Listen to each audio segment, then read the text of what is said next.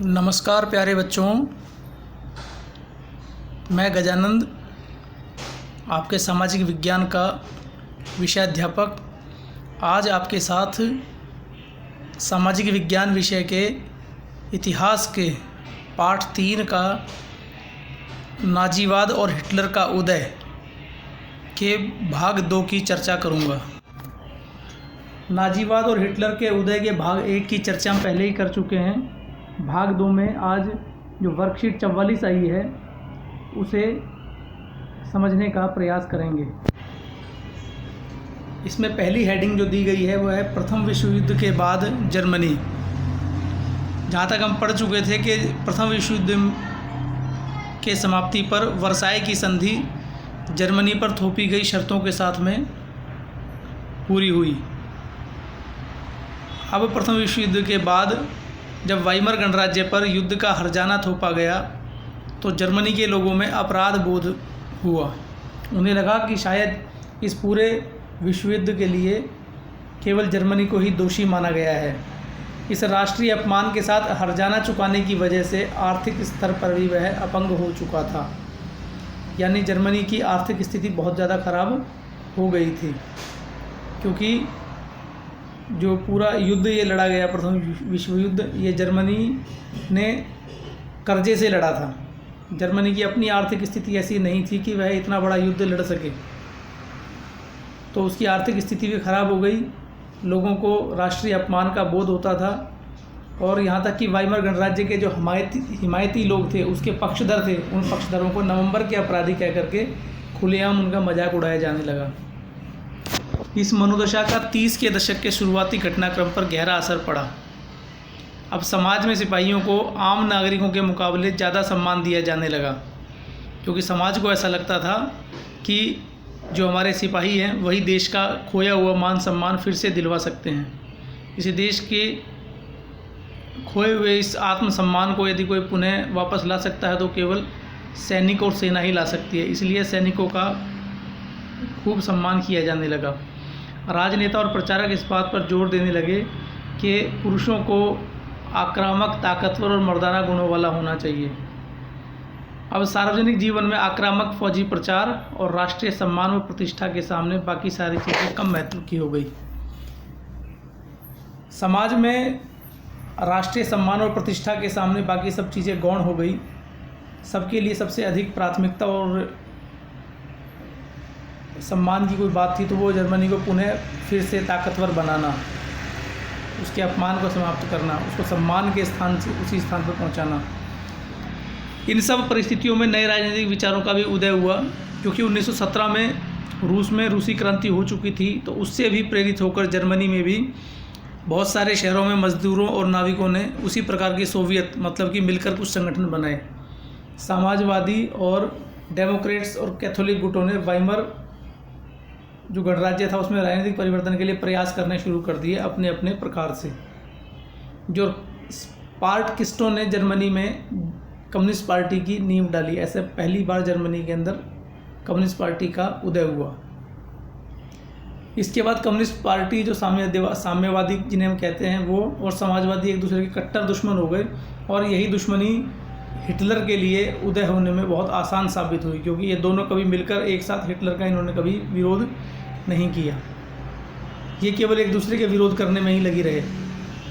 क्रांतिकारी और उग्र राष्ट्रवादी दोनों ही खेमे रेडिकल समाधान, रेडिकल मतलब कि तुरंत होने वाले समाधान, बिना कुछ देरी किए हुए, ऐसे समाधानों के लिए लोग आवाज़ उठाने लगे। इन सब के बाद जर्मनी में गंभीर आर्थिक संकट भी देखा गया, क्योंकि पूरा जर्मनी ने विश्व युद्ध जो लड़ा 1914 से 1919 तक, वो पूरा कर्ज लेकर लड़ा था। और युद्ध के बाद जो वर्साई की संधि हुई उसको अपने जो हर्जाना उसके ऊपर लगाया गया, वो भी स्वर्ण मुद्रा में ही, सोने की मुद्रा में ही हर्जाना भरना पड़ा। इस दोहरी मार से जर्मनी का जो स्वर्ण भंडार था, सोने का भंडार था, वो लगभग समाप्त होने की स्थिति में पहुंच गया। आखिरकार 1923 में जर्मनी ने कर्जे और हर्जाना चुकाने से मना कर दिया। जिन देशों को उसको कर्जे और हर्जाना चुकाना था, जर्मनी ने उन देशों को मना कर दिया कि आगे से हम इसको चुकाने के लिए स्थिति में नहीं है। और जर्मन सरकार ने इतने बड़े पैमाने पर मुद्रा छाप दी, मतलब करेंसी छाप दी, कि मुद्रा मार्क का मूल्य तेज़ी से गिरने लगा। दिसंबर 1923 तक $1 में खरबों मार्क मतलब जो वहाँ की मुद्रा है वो, तो मार्क का $1 में खरबों मार्क मिलने लगे, इतनी मुद्रा का मूल्यन हो गया। जैसे जैसे वहाँ के मार्क की कीमत गिरती गई, ज़रूरी चीज़ों की कीमतें आसमान छूने लगी, मतलब बहुत ज़्यादा कीमतें बढ़ गई, महंगाई बढ़ गई। इस संकट को बाद में अति मुद्रास्फीति यानी जब कीमतें बेहिसाब ढंग से बढ़ जाती हैं, बहुत ज़्यादा बढ़ जाती हैं, अति हो जाती हैं, तो उसे अति मुद्रास्फीति का नाम दिया जाता है। इस जर्मनी के संकट से निकालने के लिए जर्मनी को अमेरिका सरकार ने हस्तक्षेप किया और अमेरिका ने इसके लिए डॉव्स योजना बनाई। अब ये डॉव्स योजना क्या थी, तो उसने जर्मनी को आर्थिक संकट को दूर करने के लिए कुछ हर्जाने की शर्तों को दोबारा तय किया कि आपको हर्जाना देना है तो किस प्रकार दे सकते हैं, कुछ आसान रास्ता बनाने का प्रयास किया गया। अब जर्मनी में जो आर्थिक सुधार हो रहे थे वो अमेरिका से लिए गए कर्जों पर ही आश्रित थे, वो भी उसी पर डिपेंडेंट थे। जब 1929 में अमेरिका में वॉल स्ट्रीट एक्सचेंज, जो वहाँ का शेयर बाजार है, वो धराशायी हो गया 1929 में, तो जर्मनी को मिल रही जो ये मदद थी वो भी रातों रात बंद हो गई। पूरी दुनिया में जो एक आर्थिक महामंदी के नाम से विश्वविख्यात तो क्या कुख्यात ही कहेंगे, 1929 से 1932 के मध्य में पूरी दुनिया ने देखा, उस आर्थिक महामंदी का सबसे बुरा प्रभाव जर्मनी की अर्थव्यवस्था पर पड़ा। वहाँ पर बेरोजगारी, अपराध और चारों तरफ गहरी हताशा का माहौल था।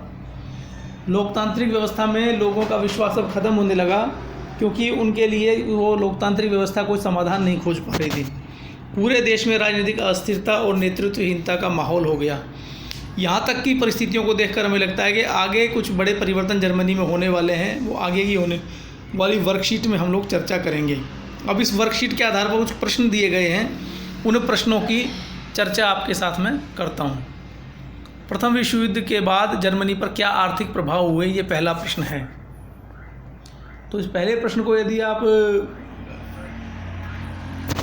देखें तो सबसे पहला जो पैराग्राफ इसके अंदर हमें दिया गया है, उसके अंदर प्रथम विश्व युद्ध के बाद जो जर्मनी है, ये इसके अंदर जो है यहाँ तक का इसका आंसर हो सकता है कि युद्ध का हर्जाना वाइमर गणराज्य पर थोपने जर्मनी के लोगों में पराजय का बोध था।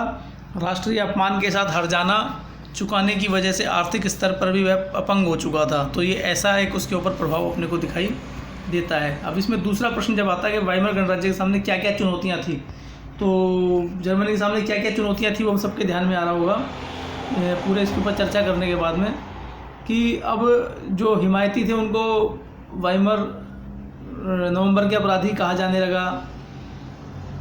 अब समाज में सिपाहियों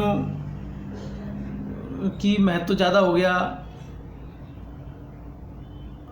अब जर्मनी के अंदर जो है वो सोवियतें बनाई जाने लगी, नए राजनीतिक विचारों का उदय हुआ। ऐसे कुछ एक बिंदु इसके अंदर हम जोड़ सकते हैं। अगला प्रश्न इसके अंदर आता है, प्रथम विश्व युद्ध के बाद जर्मनी में आए राजनीतिक परिवर्तनों के क्या कारण थे। तो राजनीतिक परिवर्तनों के क्या कारण थे, तो सबसे पहला कारण तो अगर यदि देखें तो पहला कारण तो यही है, यहाँ से हम प्रारंभ करेंगे तो लगभग यहाँ तक इसका उत्तर हो सकता है। जर्मनी में भी जब रूसी क्रांति हो गई तो रूसी क्रांति से प्रेरित होकर वहाँ भी मजदूर और नाविकों की सोवियतें बनाई गई। समाजवादी और डेमोक्रेट कैथोलिक गुटों ने वाइमर में परिवर्तन के लिए प्रयास किए। अब यहाँ स्पार्टकिस्टों वाला भी बात आ गया, उन्होंने कम्युनिस्ट पार्टी की नींव डाली। तो ये जो पूरा पैराग्राफ है ये हमारे उस प्रश्न का उत्तर हो सकता है। आगे यदि हम बात करें तो चौथा प्रश्न कहता है कि प्रथम विश्व युद्ध के बाद जर्मनी में किस तरह के सामाजिक विचारों को प्रमुखता दी जाने लगी। तो प्रथम विश्व युद्ध के बाद कौन से विचारों को प्रमुखता दी जाने लगी, तो वो विचार थे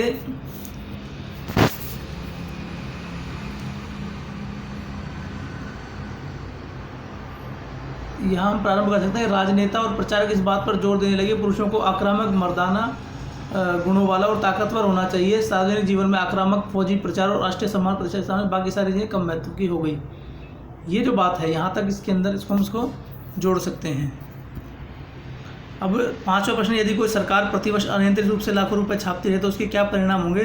तो जो ये परिणाम अति मुद्रास्फीति वाली बात है, यही बात इसके अंदर शामिल होगी कि यदि बहुत ज़्यादा आप अपनी मुद्रा को छापेंगे तो अति मुद्रास्फीति की स्थिति आ जाएगी, क्योंकि बहुत ज़्यादा मुद्रा पहुंच जाएगी, चीज़ों के दाम बढ़ने लगेंगे। तो पहले जो सामान हम जितने रुपए में खरीद पाते थे अब उसे कहीं ज़्यादा राशि, कहीं ज़्यादा मुद्रा हमें खर्च करनी पड़ेगी उस सामान को प्राप्त करने के लिए। तो बहुत ज़्यादा जो मुद्रा को छापने से अति मुद्रास्फीति की स्थिति बन जाती है।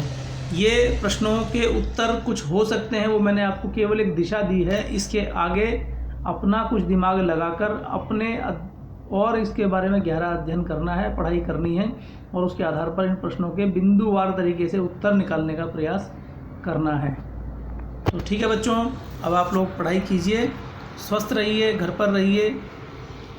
धन्यवाद।